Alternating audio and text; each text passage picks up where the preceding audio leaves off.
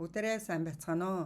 Энэ удаагийн дугаараар Франц эмэгтэйчүүдийн сайхан өдөлтөг наслалтын нууцаас танилцуулъя. Франц бүсгүйчүүд гоо үзэсгэлэн хэм маягаараа дэлхийд гайхагддаг мөн ахуйн болон гоо сайхны арчилгааны хувьд ч гэсэн өөрийн гэсэн арга барилтаа тэд бүгдийг төгс хийхийг эрмэлздэг ба аливаад нухацтай ханддаг. Франц улсын эмэгтэйчүүд 50 гарсан мөртлөө сайхан хэвээр харагдсан эмэгтэйчүүдийн тоогоор дээгүүр ордог. Тэд санаа зовох зүйлгүй богино дайшинд өмсөд л явна. Арьс нь үндсэн байсан ч сайхан харагдана. Тэд хөгшөрхөөс айхгүй өөрийнхөө хижээл насыг 50 тухтай гэгч нухтан жаргалтаагаар өнгөрөөдөг. Зохиолч Ребекки Фландери Франц эмэгтэйчүүдийн нууц номоос хэсэгчлэн авсан дүрмийг танилцуулж байна. Үүнд нэгдүгээрт нь тэд идэвхтэй амьдралыг сонгоно. Идэвхтэй амьдрал гэдэг нь Франц улсад үндэсний соёл төдийгүй нас өндөр болсон ч ийм амьдралын хөвчлөөсөө тэд салахыг хүсдэггүй. Явган аялал, уул хадар хэсэх, усан сэлэх, теннис тоглох, цэцэрлэг түрүүлэнгээр гүйх, цанаар гулгах гэд маш олон сонголтууд бий. Тиймээс идэвхтэй амьдралын хэм маягийг чухалчилдаг билээ. Францчууд амралтынхаа өдрүүдээр зүгээр дээш хараад наранд бие шарж хэвтэхгүй хаашаа ч юм явж зугаална. Франц бүсгүйчүүд ямар нэгэн спортын төрлөөр хичээлдэж Америк бүсгүйчүүд чиг өөрийгөө зовоохгүй гэж Ребекка онцлсан бөгөөд өөрөө өөртөө хүчээр ачаалал өгөх нь эмэгтэйчүүдэд муу гэжээ. Хоёрдугаарт нь тоглоом шоглоом ойлгох нь хамгийн хүчтэй антиоксидант болдог. Францын алдартай аялалт нь Франц эмэгтэйчүүдийг өтөл насаа эмзэг хүлээн авахгүй байхад тусалдаг байна. Өөр ямар ч улс орнуудад хөгшин жимсгэн эмч юм уу 40-50-аад насныхан зориулсан халуун эмэгтэйчүүдийн тухай зүүрцзүү үг явган хошин үгс байхгүй л болов уу? Гуравдугаарт нь хоол хүнс бол шүтэн. Францчууд хоолнд дуртай. Франц бүсгүйчүүд ерөөсөө л бага иддэг. Нас ахиж ханхүүгийн болом сайжрахад гоо сайхнаа хадгалах амттан идэх зэрэг нь ч нэмэгддэг байна. Франц эмэгтэйчүүд ресторанд, кафед, баг порцоор идэж, найз нөхдөдөө дэмий ярьж, сайн дарс шимс суух дуртай. Энэ нь ч тэднийг жингээ хадгалж үлдэхэд хүргэнэ. Америкчуудын 20-40 насны хоорондох жингийн ялгаа хэтэр хийх байдаг. Харин Франц эмэгтэйчүүд жингийн ямар ч ялгаа байдаггүй нь сайхан юм гэж зохиолж бичжээ.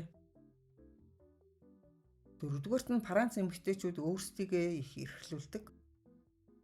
40 настай Франц эмэгтэй өсвөр насны хүдээ Xbox авч өгөхөө оронд өөртөө үнэтэд өгбөл авч өмснө. Тайлбар нь маш зөв бөгөөд энгийн Xbox авмаар байвал явж ажиллаа хийгэн. Францд ачзыгийг хараад гэртээ сууна гэсэн ойлголтод байхгүй. Эмээг үнэтэй хүүхэд асрагч гэж хизээч бодохгүй.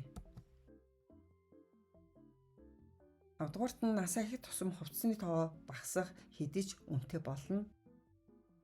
Мэдээж үн дагаа чанартай болон дундаж орлоготой эмэгтэйч гэсэн өөртөө үнэтэй бөгөөд таарсан хувцас авна. Ноолуур, торог, сайн гутал ядчил маш үнэтэй ганц цүнх авна. Бага хувцас хооронд нь зохицуулж өмссөн нас агсан сайхан эмэгтэйг жуулчид нүд хужирлан харах нь элбэг ажээ. 6-дугаарт нь тэд нийгмийн амьдралаас тусгаарлагдахгүй. Америк эмэгтэйчүүд нас тогтоод ирэхээр гэртээ телевизийн өмнө суухыг илүүд үздэг бол Франц эмэгтэйчүүд улам бүр идэвхтэй болдог. Хүүхдүүд том болж байнгын анхаарал халамж тавих нь багасаад гэрийн амьдралч тогтворжоод ирэхээр найз нөхдөөрөө орж баар цэнгэний газраар зугаалж кино үзэж олон түмэн бужигнсан газраар явах нь ихсдэг. Нийгмийн энэхүү идэвхтэй амьдрал тэдний сэтгэлийг өөдрөг байлгана. Усны засал, сайхан арчилсан гар, зогсон хувцас өмсөд л гарч өгнө. Мэдээж өөрт эвтийхэн өндөр өсгийт гутлаа юу гэж мартах вүлээ дээ. 7-дугаарт нь нас бол өвчин биш, эмчилгээ шаардлагагүй.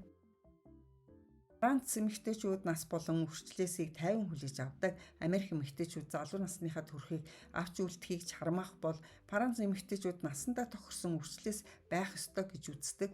Францад гоо сайхны мэс заслаас илүү гоо сайхныг дэмжих мэс заслын бус аргууд илүү хөгжсөн байдаг.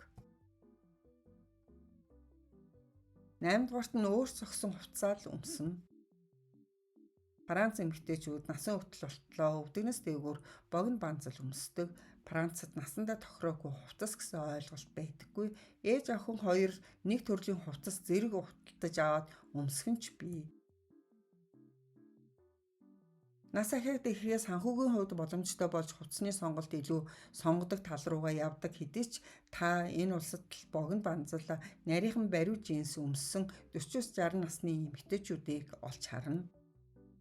9-дүгээрт нь дур булаам харагдахад насны хязгаар хамаагүй.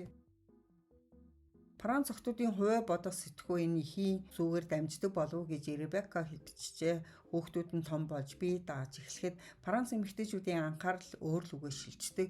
Өөртөө хүссэн зүйлээ авч гэр бүлгүүгээр аялж үнэтэй хувцас авч өмсөн. Энэ нэг талаасаа сайн ч нөгөө талаасаа муу гэж Ребекка үзэж байна. Сайн тал нь эмэгтэй хүн өөрөө өөрийгөө сайхнаар мэдэрч байна. Муу тал нь энэ насан дээр сарлалтын тоо маш их нэмэгддэг байна. 10 дугаарт нь энэ насанд бүгдийг болно. Гэхдээ зохих хэмжээнд дарс бас тамхи хэрэглэнэ. Ребеккагийн 52 настай Франц эмэгтэй найз өглөөний саяны дараа нэг тамхи татдаг тухай тэрээр номдоо дурджээ. Тэрээр олон жил тамхи татаж байгаад хайсан насны эцэс тамхи татахгүй төвчж стрессж байсан дурвал ая кофе чирэг тамхинаас цаашаал авах нь дээр юм гэж боджээ. Гэхдээ энэ бол зөвлөгөө бус мэдээж буруу зүйл юм шүү. Анхааран сонсон та бүхэндээ баярлалаа.